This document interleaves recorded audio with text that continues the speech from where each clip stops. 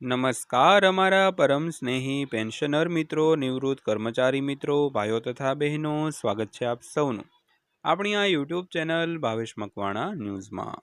તો પેન્શનર મિત્રો, આજના વિડીયોની અંદર આપણે વાત કરીશું 65 વર્ષથી ઉપરના તમામ પેન્શનરો માટે રાજ્ય સરકારે અત્યારે જ કરી છે બહુ અગત્યની જાહેરાત। તો શું છે આ બહુ અગત્યની જાહેરાત તે જાણવા માટે આજના વિડીયોમાં અંત સુધી બન્યા રહેજો। અને હા, પેન્શનરો માટે આવી છે આ કામની માહિતી, એટલે વિડીયો છેક અંત સુધી જોતા ચૂકતા નહીં, કારણ કે આજનો વિડીયો જો તમે જોયો નહીં તો તમને આજીવન પસ્તાવો થઈ શકે છે। અને હજી સુધી જો આપણી આ ચેનલ તમે સબસ્ક્રાઈબ ન કરી રાખી હોય તો ડેઈલી આવી જ અપડેટો મેળવવા માટે આપણી આ યુટ્યુબ ચેનલ અત્યારે જ સબસ્ક્રાઈબ કરી રાખજો દોસ્તો। તો જોઈએ આજનો આ વિડીયો। તો સૌથી પહેલાં વાત કરીએ તો 8મો પગાર પંચ લખનૌમાં યુનિયનો સાથે પગાર વધારા, ડીએ મર્જર અને પેન્શન સુધારા અંગે ચર્ચા કરી રહ્યું છે। તો મુખ્ય નિર્ણયો 2030 સુધી પગાર અને લાભોને આકાર છે તે આપી શકે છે દોસ્તો। તો ખાસ કરીને 8મું પગાર પંચ હાલમાં લખનૌમાં યુનિયનો સાથે પગાર વધારા, પેન્શન વધારા, ડીએ મર્જર અને પેન્શન અંગે મોટા સુધારાઓ અંગે વિચાર કરી રહ્યું છે। તો મુખ્ય નિર્ણયો છે તે 2030 સુધી પગાર અને લાભોને છે તે આકાર આપી શકે છે।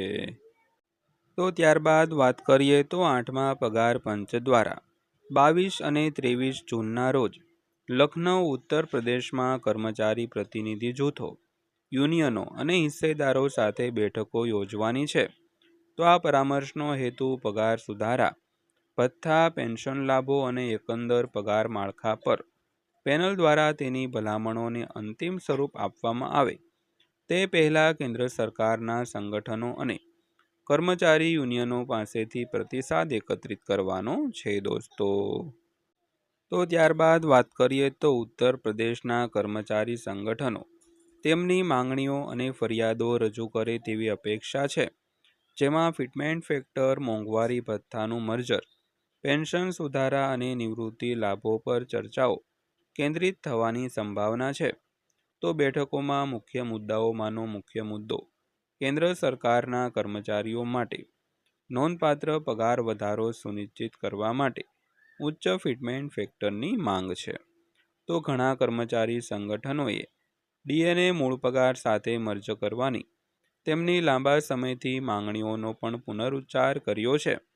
જોકે સરકારે જાળવી રાખ્યું છે કે ડીએને મૂળ પગાર સાથે મર્જ કરવાનો હાલમાં કોઈ પ્રસ્તાવ વિચારણા હેઠળ નથી। તો પરામર્શ દરમિયાન પેન્શન સંબંધિત સુધારાઓ પણ મુખ્ય ધ્યાન કેન્દ્રિત કરે તેવી અપેક્ષા છે દોસ્તો। તો હિસ્સેદારો ગ્રેચ્યુઇટી ટોચમર્યાદામાં વધારો, નિવૃત્તિ લાભોમાં સુધારો અને પેન્શન કોમ્યુટેશન નિયમોમાં છૂટછાટની માંગ કરે તેવી શક્યતા છે। તો આ કમિશનની અધ્યક્ષતા સુપ્રીમ કોર્ટના ભૂતપૂર્વ ન્યાયાધીશ જસ્ટિસ રંજના પ્રકાશ દેસાઈ કરે છે।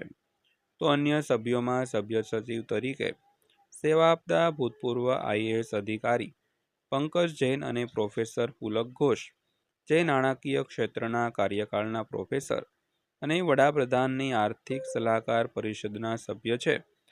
તો 3 નવેમ્બર 2025ના રોજ રચાયેલા 8મા પગાર પંચે આ વર્ષે 5 વર્ષે ઔપચારિક રીતે પરામર્શ પ્રક્રિયા શરૂ કરી હતી। તો પેનલે 15 જૂન સુધી હિસ્સેદારો પાસેથી સૂચનો અને મેમોરેન્ડમ છે તે મંગાવ્યા હતા। તો ત્યારબાદ વાત કરીએ તો વર્તમાન સમયરેખા મુજબ કમિશન તેની રચનાના લગભગ 18 મહિના પછી તેની અંતિમ ભલામણો રજૂ કરે તેવી અપેક્ષા છે, જે 2027ની શરૂઆતમાં તેના અહેવાલ માટે સૌથી વહેલી સંભવિત સમયમર્યાદા બનાવે છે। જોકે અગાઉના પગાર પંચ ચક્રના આધારે સુધારેલા પગાર અને પેન્શનના અમલીકરણમાં વધારાના 2 થી 3 વર્ષ લાગી શકે છે। તો જેનો અર્થ એ થાય છે કે સંપૂર્ણ રોલઆઉટ 2029 અથવા તો 2030 સુધી લંબાઈ શકે છે। તો કમિશનની ભલામણોથી લગભગ 1 કરોડ લાભાર્થીઓને અસર થવાની ધારણા છે, જેમાં લગભગ 50 લાખ કેન્દ્ર સરકારના કર્મચારીઓ અને આશરે 65 લાખ પેન્શનરોનો સમાવેશ થાય છે. તો ત્યારબાદ વાત કરીએ તો પ્રાદેશિક બેઠકોનું સંપૂર્ણ સમયપત્રક લખનૌમાં પરામર્શ પછી 8મો પગાર પંચ જુલાઈમાં રાજ્યો અને કેન્દ્રશાસિત પ્રદેશોમાં તેની પ્રાદેશિક હિસ્સેદારોની બેઠકો ચાલુ રાખશે. તો આ પેનલ 6 અને 7 જુલાઈના રોજ ઓડિશાના ભુવનેશ્વરમાં બેઠકો યોજવાનું છે. તો ત્યારબાદ 9 અને 10 જુલાઈના રોજ કોલકાતામાં પરામર્શ યોજાશે. તો આ બેઠકો માટે 15 જૂન સુધી નિમણૂકની વિનંતીઓ સ્વીકારવામાં આવી હતી દોસ્તો.